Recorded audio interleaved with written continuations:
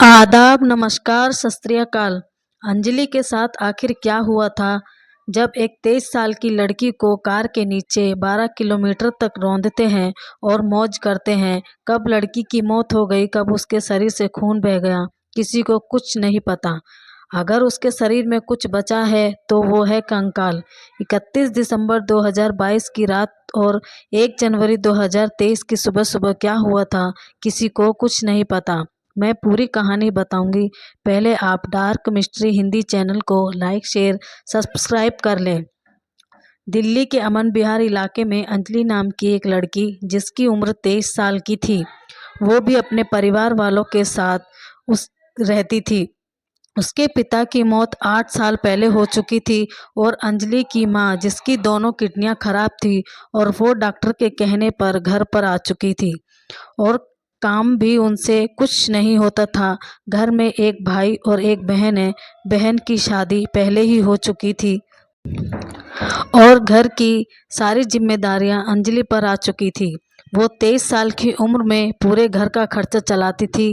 वो नौकरी करने के साथ साथ पार्ट टाइम जॉब भी करती थी और ये काम वो बहुत ईमानदारी से कर रही थी। और नए साल की शाम होते ही उसके इवेंट मैनेजर का कॉल आता है और कहता है कि आज तुम्हारा इवेंट है और वो तुम्हें ही पूरा करना है और वहाँ डेकोरेशन करवानी है और वहाँ के रिश्तेदारों को भी संभालना है। अंजलि ने हाँ बोल दिया और फिर वो अपनी माँ से कहती है कि मेरा कुछ काम है और मुझे अभी जाना होगा। आज न्यू ईयर पार्टी भी है, मुझे आने में लेट हो जाएगा। 12 बजे तक तो वो वैसे ही सेलिब्रेट करेंगे और 1-2 घंटा वैसे ही लग जाएगा।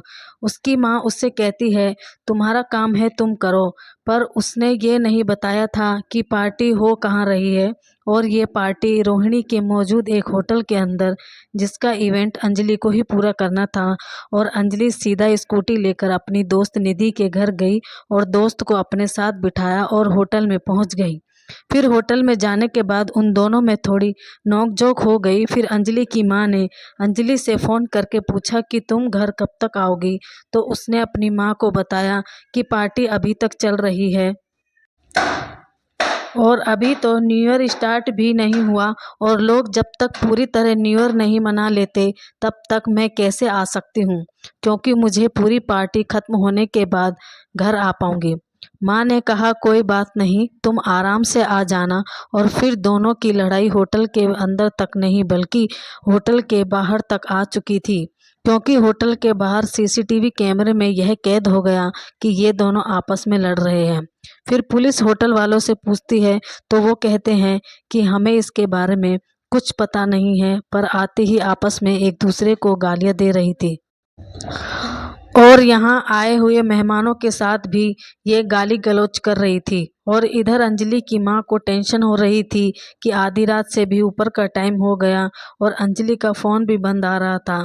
फिर वो सोचती है कि पहले भी उसने पार्टी का इवेंट किया था और वो देर रात तक घर आती थी, शायद आज भी ऐसा ही हुआ होगा। शायद सुबह तक उसका फ़ोन चालू हो जाएगा। फिर सुबह उनका दरवाज़ा किसी ने खटखटाया तो उसकी माँ को लगा कि अंजलि वापस आ गई होगी और वो तुरंत दरवाज़ा खोलती है तो सामने पुलिस वाले खड़े हुए दिखते हैं।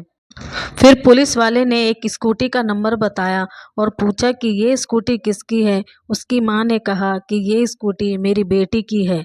क्या हुआ, क्या बात है? तो पुलिस कहती है कि ये स्कूटी का एक्सीडेंट हो गया है और आपको हमारे साथ चलना होगा। लेकिन पुलिस उसकी मां को एक हॉस्पिटल के शवगृह में लेकर जाती है और उसके परिवार वालों को एक लाश दिखाती है और उस लाश को देखते ही बहुत जोर से उसकी मां चिल्लाने लगती है और रोने लगती है, क्योंकि वो लाश अंजलि की ही थी। और उनके समझ में नहीं आ रहा था कि अंजलि के साथ क्या हुआ होगा। और अंजलि की माँ रोए जा रही थी और वो सभी से पूछ रहे थे कि ये किसने किया है, लेकिन पुलिस वाले कुछ बोलने को तैयार नहीं थे।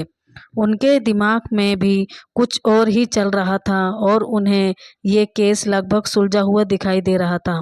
क्योंकि लड़की मिल चुकी थी और लड़की की पहचान भी हो चुकी थी और वो स्कूटी भी मिल चुकी थी जिससे वो एक्सीडेंट हुआ था। और केस में पुलिस को कुछ उलझा हुआ नज़र नहीं आ रहा था और वो केस वहीं ख़त्म हो जाता था अगर एक आदमी इस केस को अपनी आंखों से नहीं देखता। वो आदमी जो कंझावला इलाके में रहने वाले दीपक नाम का व्यक्ति था, जिसकी कंझावला इलाके में दूध की दुकान है और वो आसपास के क्षेत्र में दूध पहुंचाया करता था। वो अपनी दूध की दुकान पर 3 बजे बाहर खड़ा हुआ था और वहीं खड़े-खड़े उसको एक धमाके की आवाज़ आई और उसे लगा कि किसी की गाड़ी का टायर फट गया है। तो उसने धमाके वाली साइड में देखा तो उसे ऐसा लगा ही नहीं और फिर उसे सामने से गाड़ी आती दिखाई दे रही थी। पर उस गाड़ी की स्पीड धीमी थी और गाड़ी सामने से आई तो उसने देखा गाड़ी आगे से ठुकी हुई है और उसको देखकर ऐसा लग रहा था कि अभी-अभी इसका एक्सीडेंट हुआ है। फिर वो गाड़ी जाते टाइम पर उसकी निगाह नीचे को जाती है और वो देखता है कि उस गाड़ी के नीचे एक लाश लटकी हुई है और वो तुरंत घबरा गया और तुरंत उसने पुलिस को नंबर लगाया और पुलिस को बताया कि एक ग्रे रंग की गाड़ी उसके सामने से गई है और वो गाड़ी कुतुबगढ़ की ओर जा रही है और उस गाड़ी के नीचे लाश लटकी हुई है और आप इस गाड़ी का पीछा कीजिए और देखिए कि ये मामला क्या है। और फिर भी पुलिस वाले ने जल्द ही कोई कार्रवाई नहीं की। फिर उसने वापस से देखा कि वही गाड़ी फिर से न्यूटर्न लेकर वापस आ रही थी और लाश अभी भी उस गाड़ी के नीचे लटकी हुई है। और फिर से उसने पुलिस को कॉल किया और कहा कि वो गाड़ी मेरे सामने से फिर से गई है और अभी भी उसके नीचे लाश लटकी हुई है और फिर से पुलिस ने कोई कार्रवाई नहीं की। फिर उसने अपनी स्कूटी उठाई और उस गाड़ी का पीछा करना शुरू कर दिया और फिर कार वालों ने अपनी गाड़ी की स्पीड बढ़ाई और दीपक की नज़रों से गायब हो गए। और फिर वापस वो अपनी दुकान पर आया और अपनी गाड़ी लेकर उनका पीछा किया और फिर उनकी गाड़ी उसे दिख चुकी थी और गाड़ी का पीछा करते हुए उसे रास्ते में पीसीआर गाड़ी खड़ी हुई दिखी और उसने तुरंत अपनी गाड़ी पीसीआर की गाड़ी के पास जाकर रोका और पुलिस उस गाड़ी में सो रही थी। फिर उसने उन पुलिस वालों को जगाया और कहा कि एक गाड़ी सामने से जा रही है जिसके नीचे एक लाश लटकी हुई है। आप तुरंत उस गाड़ी का पीछा करके उस गाड़ी को रुकवाएं और एक्शन लें। और पुलिस ने कोई एक्शन नहीं लिया और दीपक ने फिर से अपनी गाड़ी से उस गाड़ी का पीछा करना शुरू कर दिया। बहुत देर के बाद उसको वो गाड़ी नहीं दिखी तो उसने फिर हार मान ली और वापस अपनी डेयरी पर आ गया। फिर पुलिस को एक फ़ोन आया कि कंझावला इलाके में सड़क के किनारे एक लाश पड़ी हुई है और वो भी लड़की की है और उस पर एक भी कपड़ा नहीं है। और फिर लाश की जांच करने के लिए पुलिस मौके पर पहुंची। उन्होंने उस लाश को देखा तो वो लाश बहुत बुरी हालत में थी और लाश को अपने कब्जे में लिया और एसजीएम हॉस्पिटल भिजवा दिया। और जो स्कूटी का नंबर था उस नंबर को आरटीओ में डाला गया तो पता चला कि वो स्कूटी अमन विहार में रहने वाली एक लड़की जिसका नाम अंजलि है उसके नाम पर रजिस्टर है। अब पुलिस को पता चल चुका था कि एक लड़की की लाश और स्कूटी मिल चुकी है और फिर पुलिस सुबह सुबह अंजलि के घर पहुंच जाती है और उसकी मां को ले जाकर उस लाश की पहचान करवाई।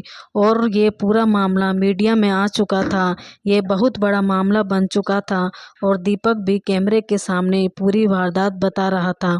और फिर बाद में पता चलता है कि इस कांड को एक और बंदे ने भी देखा था।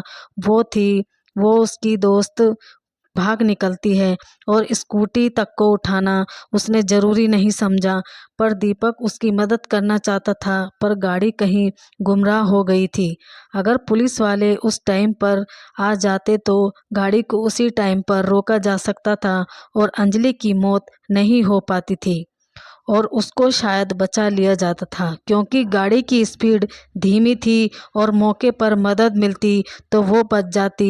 और सीसीटीवी कैमरे के मुताबिक उस कार का नंबर निकालकर उस कार में बैठे 5 लड़कों को भी पकड़ लिया है और जब इनसे पूछताछ की तो वो बता रहे थे कि वो बहुत नशे में थे, उन्हें कुछ पता नहीं और ये एक्सीडेंट नशे में हो गया।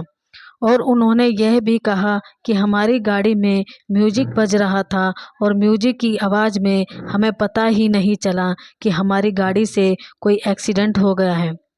और फिर पुलिस ने इन पांचों के ऊपर 304 ए के तहत मुकदमा दर्ज कर लिया गया है। साथ ही इन पर दारू पीकर गाड़ी चलाने का केस भी लगाया गया है। इस बारे में आप क्या सोचते हैं, कमेंट में ज़रूर बताएं। और फिर मुलाकात होगी एक नई कहानी के साथ। और इस चैनल को लाइक शेयर सब्सक्राइब ज़रूर कर लें। धन्यवाद।